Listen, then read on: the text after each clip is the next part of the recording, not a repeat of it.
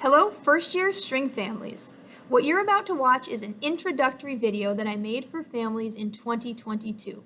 A lot of people found this very helpful, and rather than make a new video every year, I decided to take that video and edit out the parts that were specifically applying to 2022. And now moving forward, this video should apply to all years and all beginning string groups. There is one thing that will look slightly different, and that is the lesson schedule. So towards the end of the video, I show a copy of the lesson schedule from 2022. And just know that even though the format of the lesson schedule should stay the same every year, the days and the times that I offer lessons in the elementary school does change every year. So when we get to that section, I would recommend you pull up the lesson schedule that I sent to you this year and just reference that to make sure you have the correct information. Otherwise, everything else should be the same, and I'm going to head over to that video in a moment. I just want to say that I'm very, very excited to start working with your children, and I think they're really going to enjoy their time in the string program. So here comes some more information about beginning strings. If you are borrowing from the school, your child at their first lesson will receive their instrument to take home. In the case for that instrument is a loan form, and we're asking you to read that form and sign it and get it back to us as soon as you can.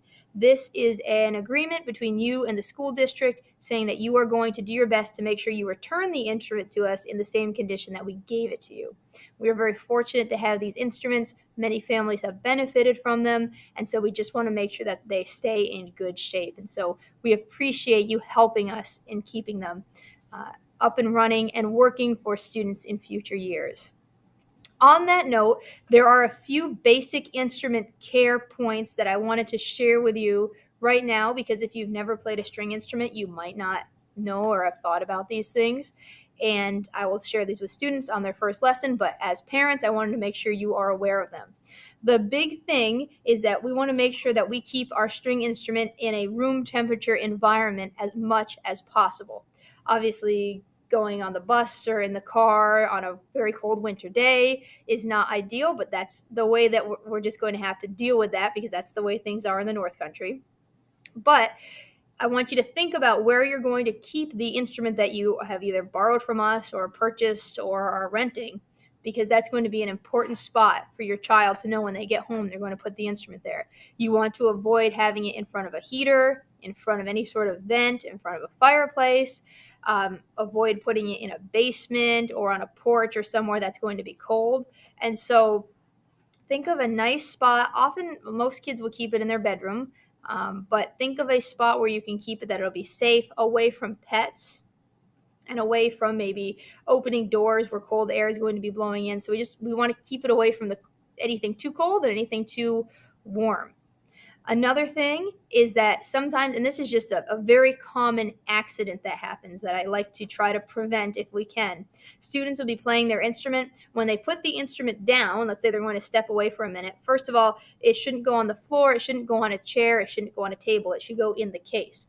But a lot of times they'll put it in the case, close the lid over, so it's very well intentioned. This is not an accident that no accidents happen on purpose, but this is something that if you just aren't thinking about it, you might not realize could happen. So they close the top over and then they walk away and do whatever they were going to do. If they don't come back to the instrument, the next time they pick up the case, they grab it by the handle, the top is not latched, it comes open and the instrument falls out. That's a very, very common thing that happens. So my rule of thumb is anytime you're not playing the instrument, put it in the case and latch the case. It only takes 15 seconds to do that, and it's worth the time to make sure the instrument stays safe.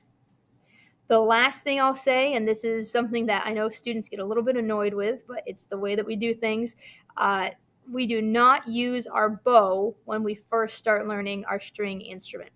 Normally by the fourth or fifth lesson, depending on the groups and how quickly we progress, we will learn how to use the bow. But for about a month, they're not going to be using the bow.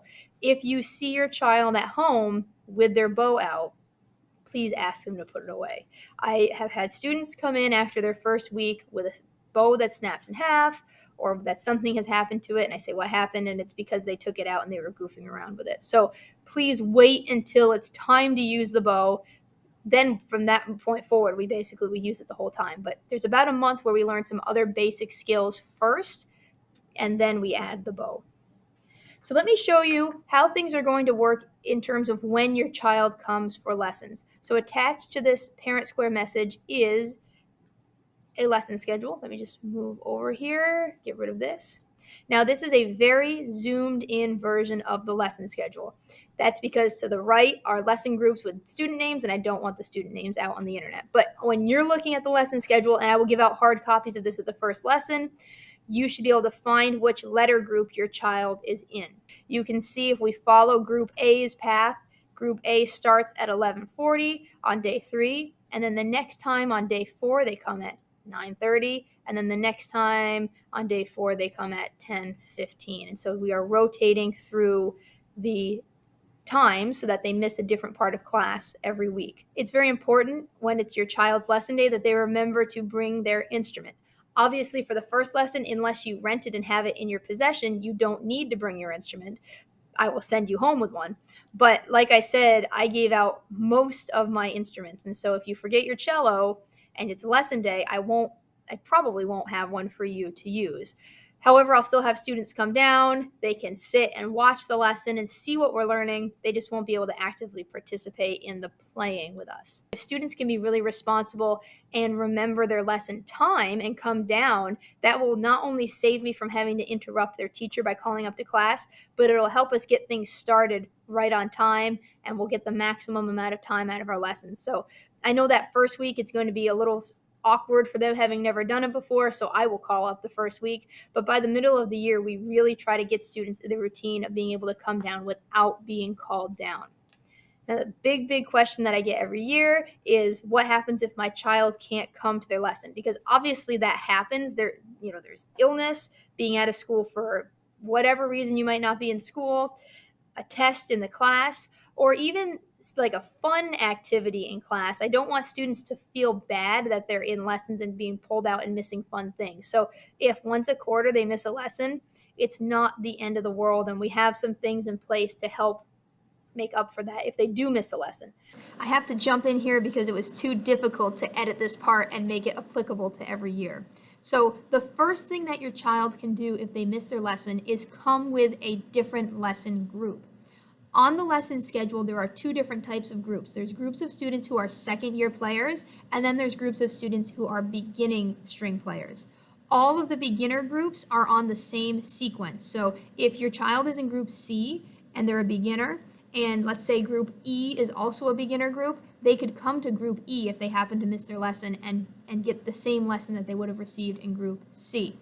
The thing that changes year from year is which groups are beginners and which groups are second year. So if your child misses their lesson and they would like to make it up with another beginner group, just send me an email or a message and ask me which groups they're available to come with, and we can get them in with another group.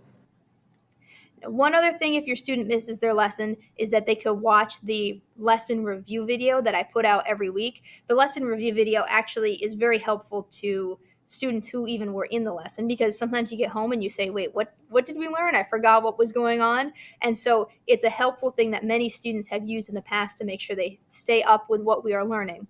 But let me show you where to find that and some other resources. We have a first year strings Google Classroom. Every student has been added to this who is a beginning string player, and as their guardian linked in School Tool, you should be able to access these resources as well.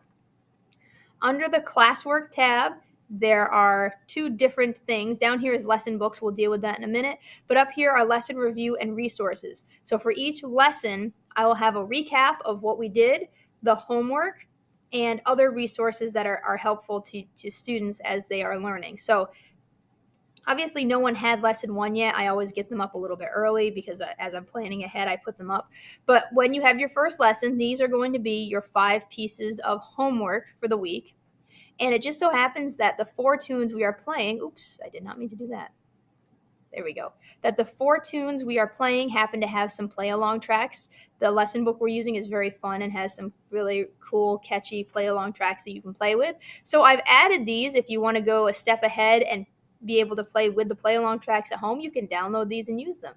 Now, after a couple of days of being into the lesson cycle, I will upload a lesson review video that covers what we did in class, and you'll be able to find that here. It's not here yet because I want to wait until I teach a couple of lessons to make sure we really do cover all of this material. Sometimes I overplan and sometimes I underplan. But probably by, let's see, we're starting our lesson cycle, like the first kids are coming on day 3. So probably by day 5 or so, I will have a lesson review video up to watch. It's a great way for parents, too, to get kind of stay informed about what their child is learning, and you can see what the expectations are, what they should be able to do. You can help them download these files to play along. That's always fun. But there will be a new lesson review page and video and resources for every lesson that we have. The last thing is our lesson book. So we're not going to get a hard copy of the whole book, but it is available on here for you to download the whole book if you like by instrument. However, each week I'm going to print hard copies of the homework. So at lesson 1, you'll get a hard copy of page 25, 29, 30, 31, and 32. We're obviously not going to cover the whole book. It's actually a 2-year lesson book, but even if you split it exactly in half, there's more than we can cover in our lessons. Plus, I have some other resources that I normally supplement with. So you will get hard copies of everything you need, and students will also get a folder with their name on it at their first lesson to keep those hard copies in.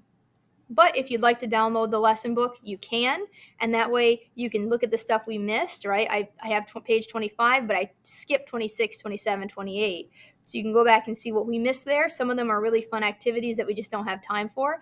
And that way, if your child loses their hard copy of the music, you can go and find it in the lesson book. Hopefully that answered any questions that you have, but again, feel free to send me an email or a Parent Square message and I'll get back to you with those answers. And I'm really looking forward to working with your kids starting on Monday.